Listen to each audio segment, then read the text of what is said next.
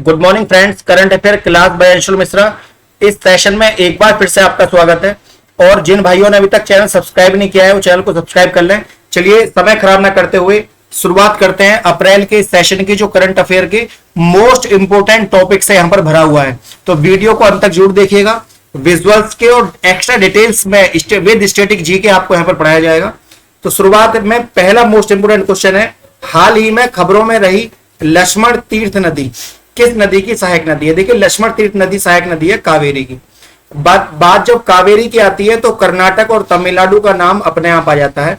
कर्नाटक जो आप देख रहे हैं वो ये हिस्सा कर्नाटक का है, येलो वाला, और जो ये वाला हिस्सा है ये आपका तमिलनाडु का है। ठीक, केरल और तमिलनाडु, इन दोनों के बीच में ये जो ब्लू कलर की आप नदी देख रहे हैं, ये ब्लू कलर की नदी कावेरी नदी है, जो दोनों ही राज्यों के बीच में बहती है। विवाद का कारण है आपस में नदी का पानी, क्योंकि साउथ इंडिया है, पानी की कमी है, सागरीय पानी की कोई कमी नहीं है, सागर के किनारे स्थित है, लेकिन पीने योग्य पानी कावेरी का है ना। दक्षिण की गंगा कावेरी को कहा जाता है। आप इसकी महत्ता को समझ सकते हैं। ये कर्नाटक और उत्तरी तमिलनाडु में बहने वाली एक सदा नीरा का मतलब है जिसमें सदा नीर रहता हो, सदा नीरा नदी है जिसमें सदा पानी बहता रहता हो। यह पश्चिमी घाट में के पर्वत ब्रह्मगिरी से निकलती है। देखिए, ये क्वेश्चन है, कावेरी कहां से निकलती है? ब्रह्मगिरी से। इसकी लंबाई है 760 और ये बंगाल की खाड़ी में गिरती है। सिमसा, हेमावती, भवानी इसकी उपनदियां हैं। कावेरी नदी के किनारे बसा हुआ शहर तिरुचिरापल्ली हिंदुओं का प्रसिद्ध तीर्थ स्थान है। कावेरी नदी का डेल्टा पर अच्छी खेती होती है। इसके पानी को लेकर दोनों राज्यों में विवाद है। क्वेश्चन आता है, कावेरी विवाद किन दोनों, इस विवाद को लोग कावेरी जल विवाद कहते हैं। क्वेश्चन आता है, कावेरी जल विवाद किसको कहते हैं?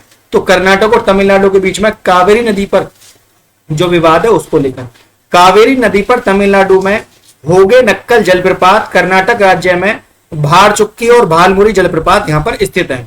ये तो खैर सिविल सर्विस वाले बच्चों के लिए इंपॉर्टेंट है, लेकिन जो मोस्ट है वो यही है, किन दो राज्यों के बीच में कहां बहती है, कहां से निकलती है ब्रह्मगिरी पर्वत से, और ये कहां गिरती है बंगाल की खाड़ी में। ये इंपॉर्टेंट है, ये आप इसको याद कर लेंगे। अगला क्वेश्चन है, मैकलम एडिसेशिया पुरस्कार 2023 किसको चुना गया है? दिया गया 2024 में, साल के अंत में दिया जाता है। यह दिया गया है उत्साह पटनायक को। जब बात पुरस्कार की आती है तो भारत रत्न के बारे में भी जिक्र होना चाहिए। पहला भारत रत्न डॉक्टर सर्वपल्ली राधाकृष्णन को दिया गया था, और अंतिम जो दिया गया था वो देशमुख, भूपेन हजारिका और प्रणब मुखर्जी। लेकिन इनके बाद भी घोषणा करी गई है अभी 2024 में। 2024 का कोई एग्जाम ऐसा नहीं है इसमें भारत रत्न ना है।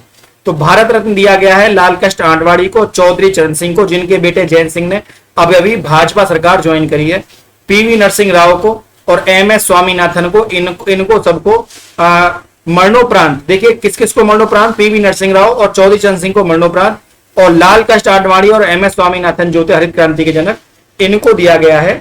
जीवित रहते हुए इनको पुरस्कार यहां पर मिला है। बहुत बड़ी बात होती है भारत रत्न मिलना। हाल ही में समाचारों में देखी गई जीपीएस स्पूफिंग। देखिए, जीपीएस स्पूफिंग है क्या, तो इसके बारे में भी बात करेंगे। जीपीएस स्पूफिंग जरूर आपके एग्जाम में आएगी। ये है क्या? ये है गलत सिग्नल के साथ जीपीएस रिसीवर को हेरफेर करना। मतलब देखिए, आजकल आपने देखा होगा टेस्ला की जो गाड़ियां हैं, इलॉन मस्क भारत में आने वाले हैं, उनके बारे में भी बात करेंगे। टेस्ला की गाड़ी मोस्टली जीपीएस से चलती है। गाड़ी का ड्राइवर गाड़ी के अंदर सो भी जाए तो भी गाड़ी अपने आप उसको चलाएगी।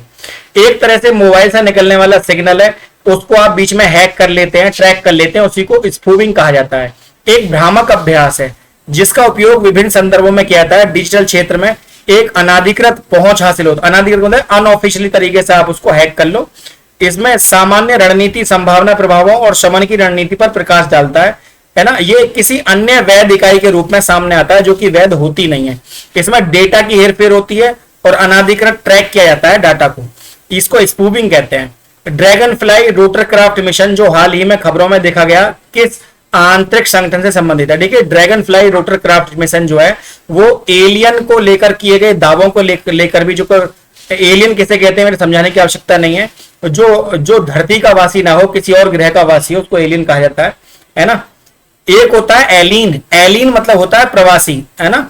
एक होता है एलियन, एलियन होता है जो not belong to the earth, है ना, जो धरती का वासी नहीं है। तो ये नासा का ये ड्रैगन फ्लाई रोटरक्राफ्ट है, ये नासा हो जाएगा। यहाँ पर नासा आपको पता ही है कि यूएसए का जो है एक संस्था है, जैसे भारत की इसरो है। आतंकरोधी बल है एनएसजी। एनएसजी के नए चीफ कौन बने हैं? एनएसजी देखिए एक तरह के बहुत हाई फाई कमांडो होते हैं, है ना, जल थल वायु तीनों में काम करने में सक्षम होते हैं।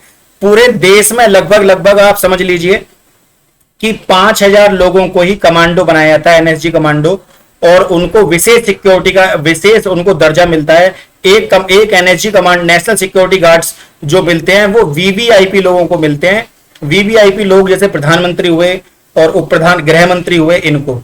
तो ये आईपीएस नलिन अधिकारी नलिन प्रभात, आईपीएस अधिकारी नलिन प्रभात, इनको एनएसजी का नया चीफ यहां पर बनाया गया है। अगला क्वेश्चन है, रक्षा अनुसंधान और विकास संगठन डीआरडीओ ने कहां पर स्वदेशी तकनीक निर्मित क्रूज मिसाइल का उड़ान का सफल परीक्षण किया है? देखिए ये करा है उड़ीसा के तट पर। जब उड़ीसा के तट पर आता है तो आपको यह भी पता होना चाहिए, उड़ीसा ईस्ट इंडिया में पड़ता है। उड़ीसा प्रोविडेंस, इसकी स्थापना हुई थी 1 अप्रैल 1936 को, और इसकी कैपिटल और सबसे बड़ी सिटी भुवनेश्वर है, और इसमें 30 जिले हैं, है ना, 30 जिलों से उड़ीसा बना हुआ है, जिसमें 3 डिवीजन में ये बंटता है। ठीक है, अगला हमारा इंपोर्टेंट क्वेश्चन है, आरबीआई के किस पूर्व गवर्नर ने जस्ट ए मशीनरी, देखिए इंपोर्टेंट बुक है तो आपको बुक एक पेपर में जरूर आएगी, notes from my life and career नाम से अपना संस्मरण लॉन्च किया है। देखिए ये लॉन्च किया है डी सुब्बा राव ने यहां पर लॉन्च किया है। अब बात किताबों की आती है तो हम और किताबों के बारे में बात कर लेते हैं। महात्मा गांधी की प्रमुख पुस्तक है हिंद स्वराज और हिंद स्वराज्य, और जयदेव की प्रमुख किताब है गीत गोविंद, कालिदास की है अभिज्ञान शाकुंतलम और रघुवंशम, मुंशी प्रेमचंद की गोदान गवन रणभूमि सेवा सदन निर्मला कायाकल्प, रविन्द्रनाथ टैगोर की है गीतांजलि, नोबेल प्राइज मिला था उनको। प्रेमचंद की है गोदान गवन रंगभूमि सेवा सदन, ये मैंने प्रेमचंद रिपीट हो गया 2 बार। भगवान व्यास, वेद व्यास को भगवान व्यास कहा गया है, महाभारत और भगवद गीता। और चाणक्य की जो हो जाएगी वो अरसा, तुलसीदास की है रामचरितमानस विनय पत्रिका, अमीर खुसरो की है तुगलकनामा। तो काफी इंपोर्टेंट, देखिए स्टैटिक जीके में आपको साथ में करा रहा हूं। किस ऑस्ट्रेलियाई कप्तान को विजडन के शीर्ष क्रिकेटर के रूप में नामित किया गया है? यह है पैट कमिंस। आपको बताना है आईसीसी रैंकिंग में भारत का कौन सा स्थान है। ओडीआई में बताना है आपको, टेस्ट में बताना है, टी20 में बताना है, कमेंट बॉक्स में बताइएगा। हाँ देखिए, तिरंगा बर्फी काफी चर्चाओं में है। तिरंगा बर्फी को जीआई टैग मिला है। ये कहां की बर्फी है, किस शहर की? ये शहर की बर्फी है वाराणसी की। आपको बताना है वाराणसी भारत में जनसंख्या में कौन से नंबर पर आता है सिटी, और ये भारत के टॉप 20 शहरों में है या नहीं है। भारतीय नौसेना के अगले प्रमुख के रूप में किसको नियुक्त किया गया है? भारतीय नौसेना के अगले प्रमुख बने हैं दिनेश कुमार त्रिपाठी। ठीक है, दिनेश कुमार त्रिपाठी। देखिए अब मैं आपको बता दूं, अब भारत का झंडा जो है ये नेवी का नहीं है।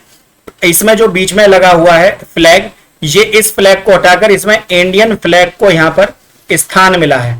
अब ये भारत का झंडा जो है ये नहीं है तो ब्लू कलर का ही, लेकिन इसमें ये जो लगा हुआ है, जो अंग्रेजों का ये रेड क्रॉस लगा हुआ है ना, इसकी जगह अब क्या आ गया है? इसकी जगह अब हिंदुस्तान के झंडे ने जगह ले ली है। अगला क्वेश्चन है, एशियाई कुश्ती चैंपियनशिप 2024 में भारत ने कुल कितने, देखिए ये जो झंडा है अंग्रेजों का, इसको यूनियन जैक कहा जाता है, यूनियन जैक। तो यूनियन जैक की जगह जो झंडा है वो अब इंडियन फ्लैग ने ले लिए। अगला क्वेश्चन है, एशियाई कुश्ती चैंपियनशिप 2024 में भारत ने कुल कितने पदक जीते? भारत ने कुश्ती में जीते 9 पदक। आप देख रहे होंगे सुशील जो ओलंपिक में स्वर्ण पदक लेकर आए थे। बॉलीवुड के दिग्गज अभिनेता अमिताभ बच्चन, उनको कौन सा पुरस्कार मिला है? उनको मिला है लता दीनानाथ मंगेशकर पुरस्कार। लता मंगेशकर उनका पूरा नाम है, उनका हस्बैंड का नाम भी साथ में लगा है, लता दीनानाथ मंगेशकर पुरस्कार, ये उनको मिला है अमिताभ बच्चन को। आपको बताना होगा लाइफ टाइम अचीवमेंट अवार्ड इस साल किसको दिया गया है? स्काई ट्रैक्स अवार्ड 2024 में बेस्ट एयरपोर्ट का अवार्ड किसको मिला है? ये मिला है दोहा के एयरपोर्ट को, हमाद अंतरराष्ट्रीय हवाई अड्डे को। और भारत में कुल 34 इंटरनेशनल एयरपोर्ट हैं। आपको बताना है डोमेस्टिक एयरपोर्ट कितने हैं। अगला क्वेश्चन है, सर्वश्रेष्ठ हवाई अड्डा स्टाफ और स्काई ट्रैक्स अवार्ड 2024 किस भारतीय एयरपोर्ट को मिला है? देखिए भारत के एयरपोर्ट को मिला है जीएमआर हैदराबाद इंटरनेशनल एयरपोर्ट को। बिल्कुल करंट अफेयर का न्यू क्वेश्चन है, तो आप इसको याद रखें। देखिए भारत या तो कुछ बनाता नहीं है, और बनाता है तो वर्ल्ड लेवल का चीजें भारत बनाता है। अगली बात करते हैं डीआरडीओ के बारे में। भारतीय नौसेना के लिए डीआरडीओ द्वारा स्थापित सोनार प्रणाली के लिए एक प्रमुख परीक्षण और मूल्यांकन केंद्र स्पेस का कहां उद्घाटन किया गया है? ये कहा करा गया है केरल में। ठीक है, अब बात सोनार टेक्निक से क्या करते हैं, सोनार से क्या होता है, समुद्र की तलहटी में कोई भी चीज अगर होती है तो सोनार रेंज से उसको पता लगाया जाता है। जब भारत की मिसाइलों की बात आती है तो भारत में टॉप 6 मिसाइल कौन कौन सी हैं, पृथ्वी मिसाइल, अग्नि मिसाइल, धनुष मिसाइल, शौर्य मिसाइल, सागरिका मिसाइल, निर्भय मिसाइल, मोक्षित मिसाइल, ये भारत की इंपोर्टेंट मिसाइल है। हाल ही में भारत सेना ने कहां पर एंटी टैंक गाइडेड मिसाइल का परीक्षण किया है, देखिए भारत ने एंटी टैंक गाइडेड मिसाइल का परीक्षण किया है सिक्किम में। एंटी टैंक का मतलब है टैंक को उड़ाने वाली, वैसे अग्नि को भी ये पावर है। अगला क्वेश्चन आता है, किस कंपनी ने भारत में नवीकरणीय ऊर्जा को आगे बढ़ाने के लिए समझौता किया है, देखिए ये समझौता किया है एप्पल कंपनी ने और क्लीन मैक्स कंपनी ने, नवीकरणीय ऊर्जा को। अब आप सोचेंगे इलॉन मस्क यहाँ पर क्या कर रहे हैं, बात एप्पल की और क्लीन मैक्स की चल रही है। इलॉन मस्क के बारे में आपको मैं बता दूं तो ये आपको पता होना चाहिए कि मई के महीने में टेस्ला कंपनी के सीईओ जो हैं भारत में आने वाले हैं और लगभग $1 बिलियन का यहाँ पर ये इन्वेस्टमेंट करने वाले हैं। ये अपने आप में बहुत बड़ी बात हो जाती है। इनके भारत में आने से इंडियन शेयर में काफी उछाल आ जाएगा, क्योंकि भारत वर्ल्ड के टॉप रिचेस्ट पर्सन है। उम्मीद है आज का सेशन आपको अच्छा लगा हुआ है। यदि वीडियो अच्छी लगी हो तो वीडियो को लाइक, शेयर और चैनल को सब्सक्राइब करना ना भूलें। आज के लिए इतना ही। जय हिंद, जय भारत।